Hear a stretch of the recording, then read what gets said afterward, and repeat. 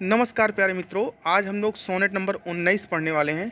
यह बहुत ही famous sonnet है और ये फेमस सोनेट है और इसको क्या कहते हैं हम लोग पढ़ेंगे लाइन बाय लाइन और बहुत इंपॉर्टेंट सोनेट है।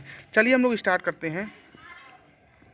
When I consider how my light is spent, जब मैं सोचता हूँ कि कैसे मेरी आंखों की रोशनी खत्म हो गई। आर हाल्फ माई डेज, मेरे आधे ही उम्र में। In this dark and world and wide, और इस अंधेरे भरे संसार में वो वीरान हो गई। And that one talent which is dead to hide, और जो भी मेरे पास एक टैलेंट था वो मृत्यु की तरीके छिपा रह गया, यानी मृत्यु के समान छिपा रह गया। लॉस्ड विथ मी यूजलेस, मेरे पास रहकर भी वो बेकार रह गया। दो माई सोल मोर बेंट, यद्यप मेरी आत्मा इच्छुक है। To serve there with my maker, कि मैं अपने बनाने वाले के सामने प्रस्तुत कर सकूं। एंड प्रेजेंट, प्रस्तुत कर सकूं माई ट्रू अकाउंट, कि मेरे अंदर जो भी ज्ञान है। लेस्ट ही रिटर्निंग चाइल्ड, कहीं ऐसा ना हो कि वह मुझे बदले में फटकारे कि आपने कुछ किया ही नहीं अपने जीवन में। ऐसा डर सबको लगा रहता है, तो यहाँ मिल्टन भी सोच रहे हैं कहीं ऐसा ना हो कि बदले में वह मुझे फटकारे। Dot got exact day labour, अब यहाँ मिल्टन साहब कहते हैं क्या भगवान मेरी आँखों की रोशनी को वापस करने के लिए क्या मुझसे वो दिन रात मेहनत कराने की आशा रखता है, या मुझसे मतलब हार्ड लेबर कराने की आशा रखता है। Light day night, light day night I fondly आस, ये मैं मूर्खतापूर्वक पूछता हूँ।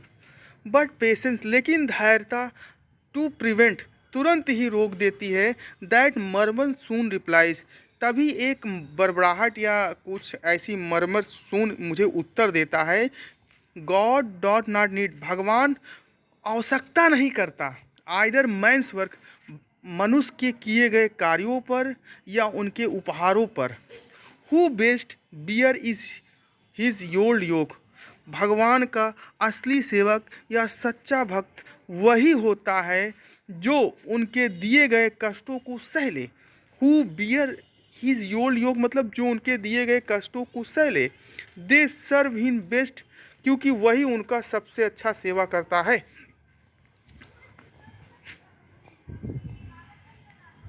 हिज स्टेट इज किंगली, उनकी स्थिति तो राजा जैसी है।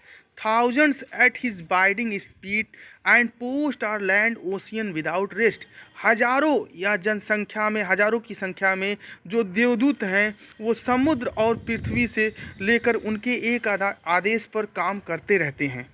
दे आल्सो सर्व, वे भी सेवा करते हैं और वो भी केवल खड़े रहते हैं, इंतज़ार करते हैं। इसका मतलब है दोस्तों, भगवान की सेवा वो लोग भी करते हैं जो केवल खड़े रहते हैं, इंतज़ार करते हैं अपने प्रतीक्षा में।